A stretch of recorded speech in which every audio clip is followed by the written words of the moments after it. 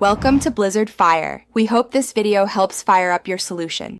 You already have the essentials, an updated OS and a Google account. Now begin. Download Google Drive for desktop and run the installer. Installing sets the local service that links your cloud files.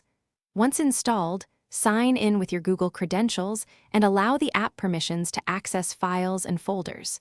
Make sure to approve Finder or Explorer integration so Drive appears as a mounted drive.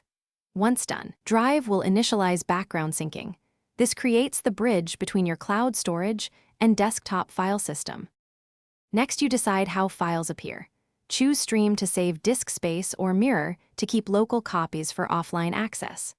In Preferences, pick the exact My Drive folders to show on your desktop or add local folders you want to back up to Google Drive. Make sure to adjust bandwidth limits and proxy settings if your network is slow, and exclude large file types you don't want synced.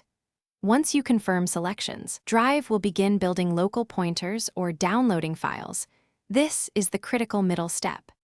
Finalize setup by opening Explorer or Finder and verifying the Drive mount and file status icons.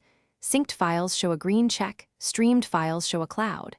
Make sure new files created locally appear in My Drive within a few minutes.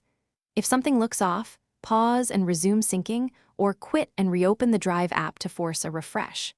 As a key troubleshooting tip, check your internet connection and account sign-in, then clear the Drive cache or reinstall if files still won't sync. This resolves most issues. Thanks for watching. If you found this helpful, don't forget to like and subscribe.